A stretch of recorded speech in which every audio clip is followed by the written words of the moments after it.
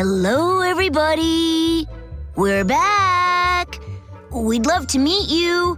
Feel free to introduce yourselves whenever you'd like. Huh? What was that?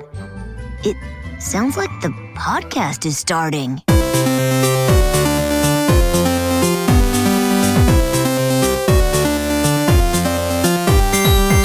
Hey, I'm Veronica Taylor. And I'm Rena Taylor. And this is The Trainer's Guide. Today's episode, The Tower of Terror. Hi, everyone. Welcome back. Episode 22. Very exciting. I think if you haven't noticed, we're back together. We were recording the episodes apart for the last couple of weeks. And now we're back. And we're back. We're back. And better than ever.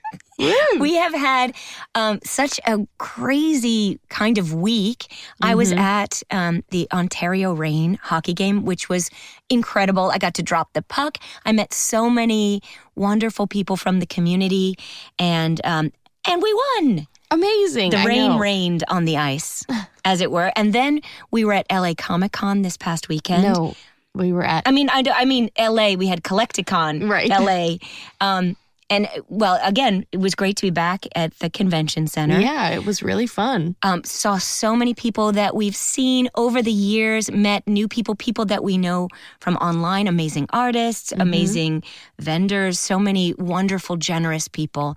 It was incredible. Some listeners. And great to be there with Rachel Lillis and Eric Stewart, who we talk about every week on this amazing podcast because they are so legendary. Definitely. And then... we were on Ryan's Card House on Whatnot. We did some streaming on Sunday, which was really fun. Those guys are just amazing. I haven't laughed that hard in so long. My mouth actually was hurting when we left because I was smiling so much. And I think because I was chewing so many of those sweet tart candies. Yeah, that was a mistake, perhaps. Yeah. Having a glass of lemonade and then sweet tarts. Who needs coffee or an energy drink or when anything? You can have sugar? Just pure sugar in its purest form. In that sense, I think we thought we were so funny. Yeah, I think we were. But I think we were laughing probably more at ourselves than at anything else. We were laughing at ourselves, which is a great lead-in to this episode because it's all about classic humor, slapstick, vaudeville, interestingly so. So, okay, let's go to the top of the show. It's spooky. Spooky. Yeah, we start off with a very eerie beginning with Ash, Misty, and Brock and Pikachu. They're walking through the forest and it's very foggy. And so they're trying to stay together because they don't want to get lost or separated in the fog. And they hold hands and all of a sudden, Brock grabs Pikachu's tail and gets electrocuted. Which, of course, Pikachu by now knows the three of them. Why it gets upset. Maybe it's scared. I think it's scared. Yeah, and then shocks Brock. And Brock gets a classic. Yeah, but his is more like, oh, because it's a little Brock lower. Style. Yeah, definitely. And and then Ash is kind of, I thought he was going to be possessed at the beginning, but then he turns around and he's got this weird, like, skull mask. Kind of Dia de los Muertos-esque. Yes. Like mask. And he scares all three of them. Brock, Misty, Pikachu. And basically they're like, we don't need you to, we're already scared. We don't need you to be scary on top of that. And then, and he gets shocked too. He gets shocked by Pikachu. So that's two shocks already as we are. I will say, if you have not watched this episode already, I highly recommend, if you're not driving right now while you're listening to this, I recommend pulling over and watching the episode. 22 minutes. Yeah. Horror-filled. It will go by very quickly, but I will say that this is one of those where you really should watch it and then come back and listen to this. Oh my gosh, it's also beautiful. The animation is very clean. Yeah. And they've got some parts where it's kind of grayish blue and other things that are super colorful. And then the dim darkness and fogginess of the forest and the Tower of Terror. Yeah. Because we're going to Lavender Town and to this tower, I guess, where the ghost Pokémon live. I mean, it's not really clear, to me at least. Like they're not in the town. They just go to this tower. It must be on their path. I guess. Because things We come upon things on our path from time to time, and we have to deal with them in the moment. But they seem to know that that's where the ghost Pokemon are. I guess because so. they go there wanting to find the Pokemon. So this is an interesting point because everybody watches shows differently. I'm like, okay. They just, here it is. And you're like, I think they know, like they're following a map type thing. So I don't know what the reality is. Yeah, I don't know. What is reality? The man, the mysterious jogging man, didn't say anything about go to the Tower of Terror. No, just go down this path. He just said go to Lavender Town and get a ghost Pokemon. Yeah. But the town is more than just the tower, so in that sense, do you think the mysterious jogging man is like Glinda the Good Witch? And she says, follow the yellow brick road, maybe. And then you'll come to Oz? So in the sense of that... take this sparkly... Maybe for that, he's like, take this sparkly, bedazzled baseball hat, Ash. If only. And you have to turn it around 3 times and say, I feel like home. I want to go home. Yeah, take me home. Take me home. Right. Find me a ghostly Pokemon. Right. Okay, so anyway, they are outside the Tower of Terror. So they get to the tower. Classic, scary tower with horns on it. Yeah, it's spooky. And the doorway looks like a giant mouth that you have to enter. Very scary. So they decide not to go, and Pikachu and Ash pop into their sleeping bags out front. I love also that Misty and Brock throughout this episode are like, okay, good luck. Right. See you later. Because Ash at the beginning when he scares them, he says, you have to conquer your fear. If we're going to defeat a ghost Pokemon, you have to conquer your fear and whatever. And they say, we don't need you to tell us that. Like, don't scare us additionally. And so he's kind of going on and on about you have to be brave and all this kind of stuff. And so when they get to the tower, they go, okay, time to be brave, Ash. Do your thing. What? And Wait. He's not excited about it. I will take this moment to say there are a few things that are important to take with you on any journey. Yeah. And it's wonderful that they have their sleeping bags with them. And they're ready to whip them out. I mean, they whip them out and they're in them within seconds. It's pretty amazing. Ash has a classic cocoon type sleeping bag. I will say from packing sleeping bags on camping trips, I want to know what their technology is because it's hard to roll those things back up. Well, we have those, this isn't a plug for this, but those Uniqlo puffy jackets that are so small when they smush up, but they're pretty warm. Yeah, maybe they have that. I think so. It is a Japanese company, so perhaps it's a Uniqlo sleeping bag that just squishes really small. No, but I'm impressed. I think, as we've learned from Hitchhiker's Guide to the Galaxy, you should bring a towel and also rubber gloves. And binoculars. We always carry those because you never know what you're going to see. They've really come in handy. And I have used them a lot on trips. Same. And people are always shocked. They initially laugh. They laugh at me for having binoculars. And then look who's laughing once we have to use them. Yes, we always do. So we always can see birds out of the hotel window or anything. I've used them to look into other people's windows. Hello. That is a terrible thing to say. That is not true. Gosh. Well, I used it once. There was like a wedding happening at this hotel that I was staying in. And so I used the binoculars. It was like looking out on the beach and the wedding was happening on the beach. Oh, so I see. used them to look at the wedding. And then another time, did you think you saw a murder in a blind woman's apartment or that something like that? Yeah, and I was in a wheelchair. And wasn't it kind of like through, I don't know, the back or like a rear window? Yeah, exactly. Okay, so they've decided to get out of their sleeping bags and go into the Tower of Terror. And meanwhile, while they're doing that, we go into the tower where Team Rocket is. And Team Rocket's in there, of all things. They're in there. And of course they're in there because they're evil, right? And so they're not scared. And it looks like they're going to do something because they're looking out and they see Ash, Misty, and Brock and they go, this is the time that we're going to catch Pikachu. We've got them. Let's get to work. And so they leave the window and they start walking into the room.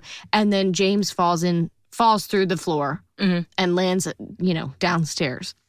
And then the Haunter, right? Ghastly comes out and scares Meowth. And then Meowth scratches Jessie's face. And then Jessie hits Meowth. And then Jessie is sad. She's like, perfection. My face is deformed. Perfection has been, no one will ever see perfection again or whatever. It's hilarious. And then she gets spooked by the ghastly. Who and appears on her head, but in the mirror down. and kind of. Yeah. So they are getting haunted by this ghastly. So then they all fall through the floor. And then they fall through another level. So they're screaming and screaming.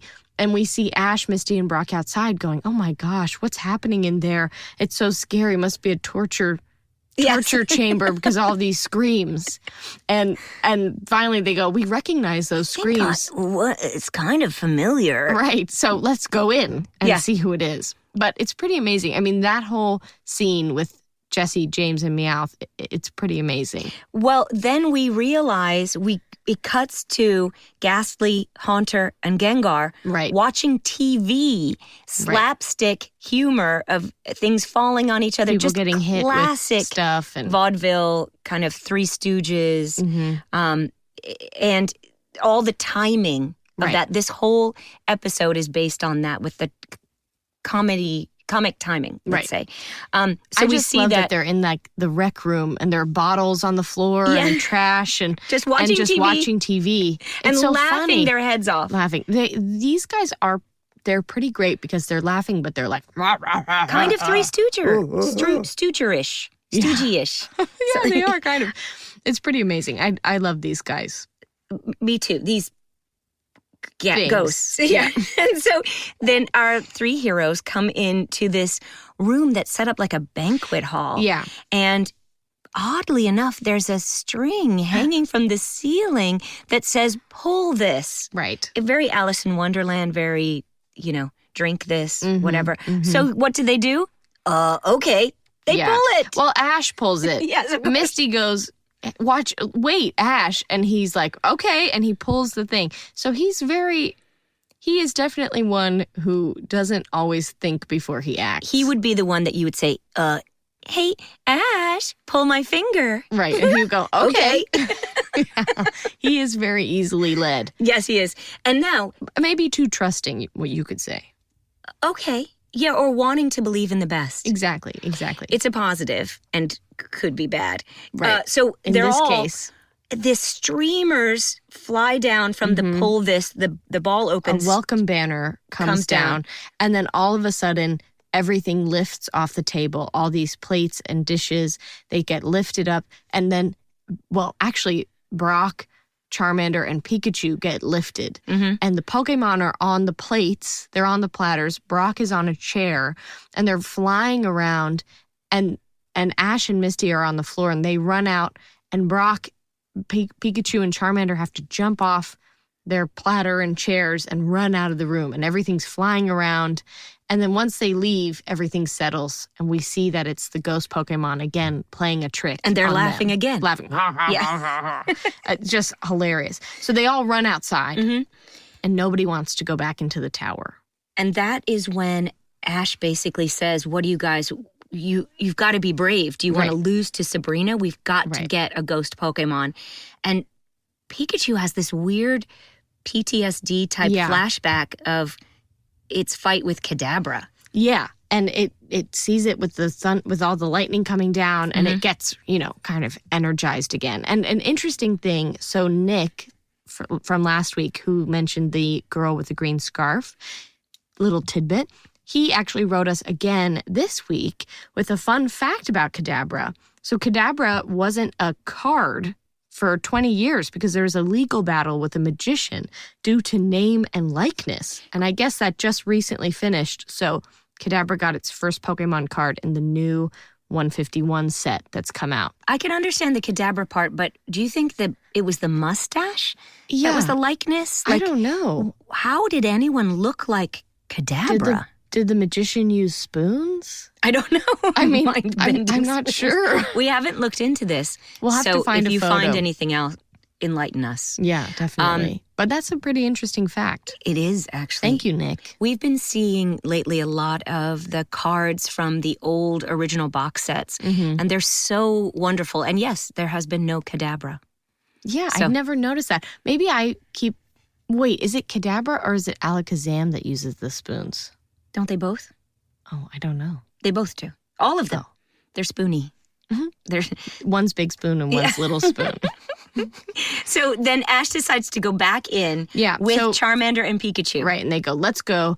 And Misty and Brock stay outside because they're not coming in. So they're not roused by this speech. So they leave, and Ash and his Pokemon go in. And that's kind of where we picked up in the beginning when they're saying, hello. Yeah, and then here? Because they hear something down in the hole. Oh, my God, So they decide, Ash, of course, because he's brilliant, says, oh, that must be a ghost Pokemon. Yeah, and he can't see anything. Because it's dark. Mm-hmm. So Pikachu sends electric shock down into the hole. And of course, as we all know, that's where Jessie and James and Meowth are kind of knocked out already because they've been banged up a lot. And so they get electrocuted. And then he goes, okay, like, we got him. Charmander hit him with a flamethrower. I know, so it's so horrible. Does the flames, and Jessie, of course, is, and then he's like, the fire, and he goes, we got him, and he throws the Pokeball down into the hole. Oh, it's the worst. And it hits Jessie's face. Right in the face, gets stuck in there. I mean, she really gets battered here. Her hair is on fire, and it ends up burning into this kind of like curly mop on her head, like a little Orphan Annie type thing. Yes. Which is not a bad hairdo, but it's just fried. Yeah, it's not her choice, which is which is a bad thing. And so basically she vows to get Ash. And then that's it. And he goes, oh, okay, I guess we didn't catch them. And that's when the Haunter shows up behind him and is kind of with its little claws touching Ash's shoulder. And he's like, oh, come on, Pikachu, hold on. Yeah. And then realizes it's a Haunter and sets the Leer attack. Yeah, Charmander goes and uses Leer. Which I didn't remember that Charmander, we are refreshing our memories with watching these shows. What does Leer do? When you leer at someone, you stare at them with your evil eye. We call it, we gave them the evil eye, but that's a leer. It's a leer. So. Yes. I always think, and I trust you. I mean, I guess so in terms of, I always think of Leer as like a fishing. That's a lure. Lure. You're right. And a lure is when you entice people, when you have a certain something. So Charmander uses Leer this and evil makes eye. this silly face at Haunter, who starts to laugh. And then loves Charmander, he licks it, and then there's just like, well, let's be friends. And Charmander's kind of confused. And so is Ash, and he's like, are you trying to be funny? And all three of them. Well, Gengar comes out too. Yes, comes out of the floor, laughing their heads off. And he hits Ash with the newspaper. And they hit each other with the newspaper. And then they start hitting each other and doing like all these funny faces. And so Ash and Pikachu at this point are standing there just going, what's happening? What's going on? And basically they're doing this comedy routine. Right. Yeah. They're doing a bit for these guys. And Ash doesn't find it funny. No, and he cuts them down. Yeah. What, are you trying to be funny? And then he's like, and then they have this spotlight on them as they're depressed with the snow falling and piling up on top. Frankly, your comedy leaves me cold. Right. It's hilarious. And then they sink into the floor. They also then get angry and cause the chandelier to fall on Ash and Pikachu. Yeah. And they're just crushed by it. And they're all just kind of laughing. They're a little concerned, but laughing. Then they go over and pull Ash and Pikachu up out of their bodies. Yeah. And they're just floating around there. Then they realize they can float outside. And so because Ash comes to as his ghost form now, and then he goes, what's going on? And what's happening? I'm a ghost? Oh my gosh. And then Haunter takes him and pulls them out of the house, and they go flying around. And so at first, both Ash and Pikachu are going, where are you taking us? We don't want to leave. We don't want to get out of our bodies. But then they're outside and they're flying around and they see Misty and Brock. And so Ash goes and plays a trick on Misty by picking her up, and she goes, oh my gosh, I recognize that. I think Ash is in trouble. So they run into the tower. And then Ash and Pikachu are flying around with the ghosts, and they're having some fun. And the ghosts Pokemon bring them to this playroom. Yeah, they come back into the tower, and they get into this playroom with all these toys in there. Incredible color in that, and it's so fun and cool. And Ash has to say, look, I can't stay and play with you. Right. Is this what you needed? Is just a playmate? Right. I can't be that person because I have to go out and do, Pokemon trainer things. I have to become a master. Yeah. And I can't stay with you. But we find out that basically they're not trying to be scary. They're just trying to have some fun. They're trying to find a friend to play with, which I think is so interesting. This is another instance of Pokemon being lonely. Right. And we've seen a bunch of the Pokemon we've met so far, all are lonely for different reasons. It's not clear how or why Gengar, Haunter, and Ghastly are there by themselves. But like with the Squirtle squad, they were abandoned and they turned to crime as their kind of way to cope. Response. Right. And then Charmander was abandoned and lonely, but instead of, doing something outward, it just turned inward and didn't want to go with anyone, was stuck on the tree stump. Right, stayed by itself. And these ghosts are by themselves. And instead of, what it comes across as being scary because they're misunderstood, they just want to play. They just want somebody to be their friend. Right. So it's pretty interesting how we've seen all of these coping mechanisms. How these Pokemon right. cope with loneliness and being by themselves. And ultimately, that's something that we humans deal with and grapple with all the time, is how to combat loneliness. What do you do? When do you reach out to people? When do you just turn inward? I wouldn't say when do you turn to crime, but right. but we all have to deal with loneliness, and it is just a fact of life. And this is probably one of the best ways. I know. To well, do at it. least they have TV. Yeah, that's true. That's true. pretty, and good classic good comedy. TV. Yeah, exactly. So it's like all not those, too bad. Those classic. On cable, they have the comedy old show like Mary Tyler Moore, Bob Newhart. Okay, you can see what I've been watching lately. Those shows are so funny. Yeah. Anyway, okay, so basically they go back into the room and they see that Misty and Brock are there and they're trying to wake Ash up, and they're like, they're scared because he's basically dead.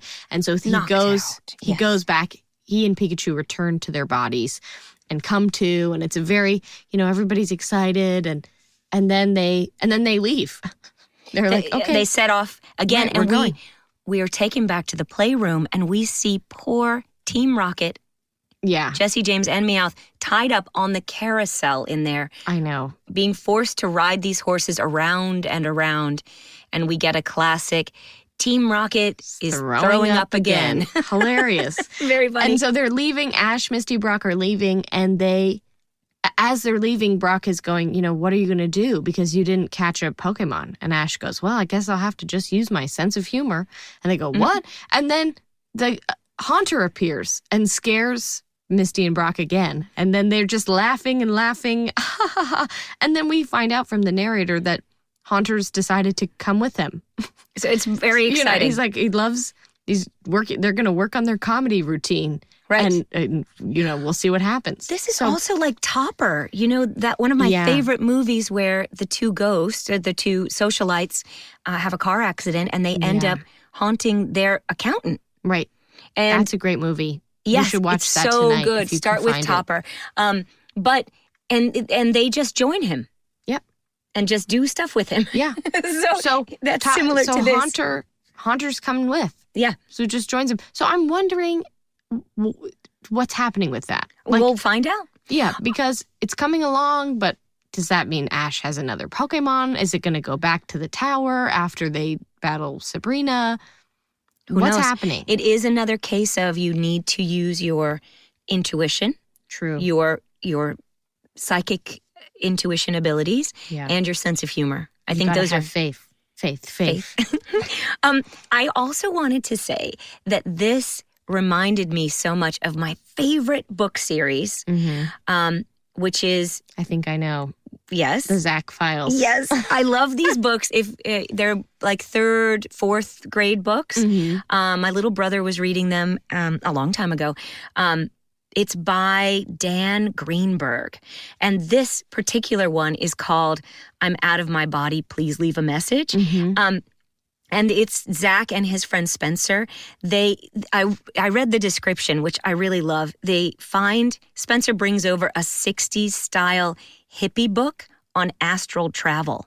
Oh. And they quickly learn how to do out-of-body experiences. And they take off out of their bodies and fly around New York City to kind of explore. I don't remember that It's so at fantastic. all. But of course, the problem is, how do you get back in your body? Mm. Many people experience astral travel, out-of-body experiences for different reasons. But oftentimes, and if you have had this experience, please write in. But oftentimes, when you're younger and you're a bit more free, your mind, I know several people who, when they were little, would travel outside their body at night. Yeah, You know? it's kind of when you're sleeping, right? That's when it happens. Yeah, and you can look down, you see your body, and you go, travel around or just hang out. Yeah, I think I've heard that you can tell if you've kind of had that experience if you've had a dream where you can see yourself. Oh. Like where you see yourself doing things, or you see yourself in bed, like what you're saying. I've always wanted to have that, but I've never had that. Or if I have, I don't remember. Yeah, that's true. Because I don't remember all my dreams most of the time. I don't either. But the out-of-body travel, you can have it with, in a dream, and often people, too, with near-death experiences have that, and you've not had that, neither have I. No, thank goodness but, for that. When That's you can like that see episode something. of Ghost Whisperer. When the guy, when Jim... So many, actually. But yes. When Jim died. Yes, her husband. And then his ghost came out, but he didn't want to leave, so this isn't really out-of-body experience because he just took over another person's body. That's right. That's a whole nother thing. Yeah, that's just actually possession. I do think, practically speaking, though, often when you're out of your body, you essentially disassociate yourself from your physical form. I think that one thing we can take from this is that there is a lot going on in the world that is troubling. Yeah. And that can be from people being bullied, or you just having a bad day, or to bigger things like war and climate change. And that feeling of like helplessness. Exactly. And I think sometimes it does help to just pull yourself away, step outside of yourself and look at the bigger picture, look at what you can do to make a difference in the world. And sometimes it's very hard to see that. But in the sense of not making it so personal and disassociating and yet, from I the think personal. On the flip side, that is also dangerous because sometimes you can be so overwhelmed that you disassociate and become so numb to everything that's going on that you have to find that grounding. You have to get back. You have to ground yourself. I see what you mean. Go back into your body because you have to be. You can't just be so separated all the time. No, I think I mean too. There's a definite balance. Yeah, you step out for a minute to be able to see the bigger picture so that you can say, this isn't about me. Like the person that I'm friends with someone in school who was really mean today. If you step outside yourself, you can say, oh, I wonder what's happening with them at home. Right. Or I wonder you step outside of the personal is what I mean. But you cannot ever fully disassociate. You can't continue to Interestingly, be outside people of were yourself. saying, oh, I never listen to the news, or I never listen to politics, but you do have to be informed. Yeah. Because you do have to know what's happening in your home, in your community, and in the world. Yeah. So that you can take steps to help to make a difference again. And I mean, same things like Ash, he goes outside of his body and has a great time, but he remembers, he has his goal, he's got his purpose and his friends. And so he has people that help bring him back literally down to earth and back into himself. And support. Yeah, so he can have that balance of, that little exhilarating freedom trip. Yeah. But then he's reminded of exactly what you said, his purpose. And so he knows that he has to get back. He has to be rooted in his goals so he can move forward. And also, even though they all joke around with each other, they are quite supportive. And that's our goal as humans, is to find a good support group, people who love you just for who you are and help you become you. Yeah, I will say for all those out there who ship Ash and Misty together romantically, this was quite the episode for that. I was seeing some sparks flying. Oh my gosh. Because like in the beginning, they were holding hands and they weren't holding Brock's hand. I cannot I just cannot. And then at the end, have to step away from this and disassociate myself because I do not like where this is going. I'm just saying I can see Mom! where people are getting these ideas. I can see it. Okay, I don't support it. I'm just saying I can see it. I think this is a good time for the Poke Wrap Up. Where we hear from you, the Pokemon community. We asked you to send in your favorite Pokemon memories, stories, and inspirations. And here are a few of this week's. First up is Austin from Calgary, Alberta, in Canada. My parents divorced when I was pretty young, and growing up with Pokemon always felt like such a constant as I was going between houses. I watched the anime before school almost every morning. I also remember having some of the early episodes on VHS and watching them many, many times. I'm 31 now, and I still love all things Pokemon. And next up we have Jessica. She writes, I met my friend in 2004 during the time when Ruby and Sapphire were out. We met at my local community center after I had uncharacteristically brought my Game Boy Advance to art class. I quickly connected with my friend through the anime and the games. Every Saturday when we saw each other, we would watch Pokémon Advanced and see the many adventures Ash and company would have. We were so close as friends, even after she moved halfway across the world from me. Finally, I'm happy to say, after 20 years, we are still very close and even have visited each other in different countries. Pokémon is so close to our hearts, and thank you for being such a huge part of it. And thank you, Austin and Jessica, for sharing your stories with us this week. And we want to hear from all of you. Email us a short recording or write to us at trainersguidepod@gmail.com. And try to keep it short, maybe 30 seconds or so. We know that's hard, but we just can't edit. Oh, and please include your first name and where you're from.